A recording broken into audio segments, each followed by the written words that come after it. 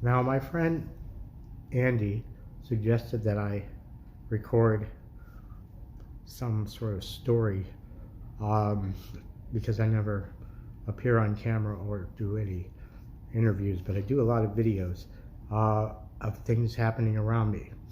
Um, I currently have HIV and I have non-Hodgkin's lymphoma cancer, which is in stage 4. I'm wearing a hospital gown because I'm in the hospital doing chemotherapy for the cancer. I have 94 days clean and sober from methamphetamine, 21 years clean from cocaine, and 23 years clean from alcohol. I caught HIV in 2000, actually it was contracted in 2008, December of 2008, when I was injected with someone's infected blood without my knowledge until after it happened. He purposely, deliberately infected me. I know the guy's name, and he was a nurse, an LVN or LPN nurse at a hospital. So in March 10, 2010, I was diagnosed as being HIV positive. I've been living with it for 10 years, and now it's full-blown AIDS because my T cells have dropped below 200. I'm not wanting to show my teeth because they're fucked up or messed up. Let's see. So for the last 6.5 years, I was helping a woman who had dementia and Alzheimer's disease, in exchange for room and board. And her son couldn't stand it. He was so angry that I was helping his mom that he started doing really bad things to hurt me. I'm allergic to Seroquel because it gives me a restless leg syndrome, so he was dosing me and his mom and everybody else that was staying there with Seroquel to knock him out so he could steal things from them, like money or medications, whatnot, because he's a heroin addict.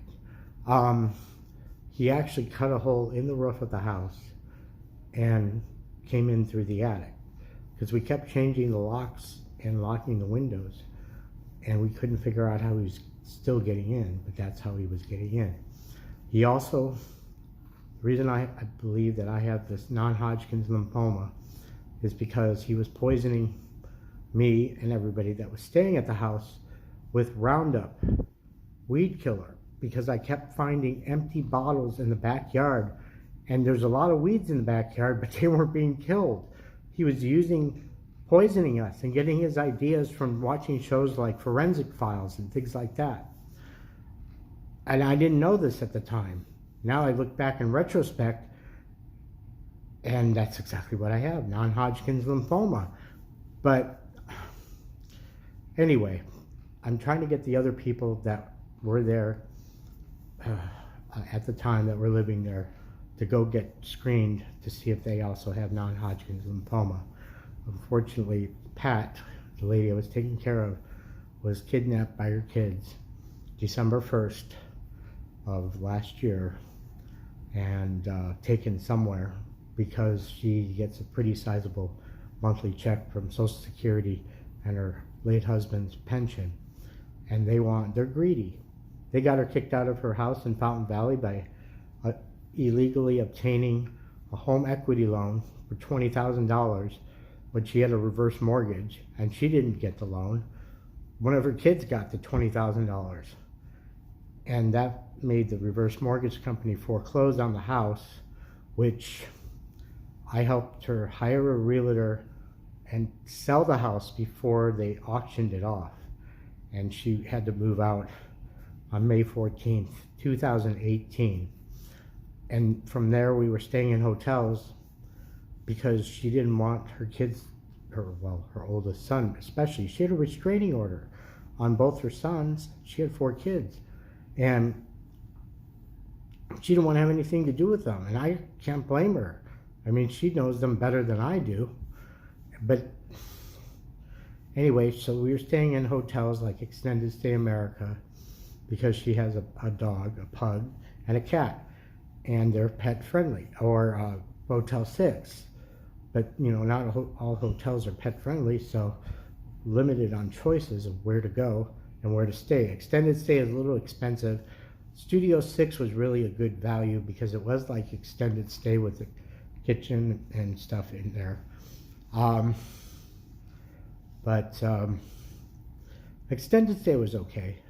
I mean, it is kind of overpriced, I think, but it's for corporate. The nice thing about extended stay is that there's a law here in California that prevents hotels from renting to a person for more than 28 consecutive days, because then at 30 days, they're considered to be a resident of the property and thus don't have to pay any taxes on there, because Extended Stay America didn't enforce that law, and I got Pat a refund of like $600 at one property for the taxes, because we stayed there for like 5 months. That was the one in Gardenia, and we eventually were told we had to move, so we went back to Huntington Beach. We tried to stay out of Orange County because that's where her kids were, but her son Donnie was stalking us.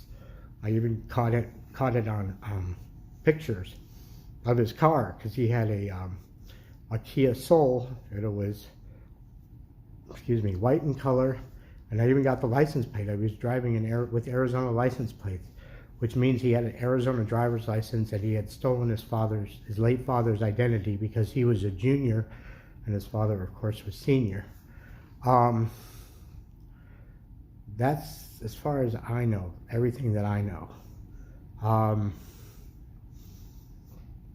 And that's pretty much it. I'm not editing this video, so I'm just going to post it.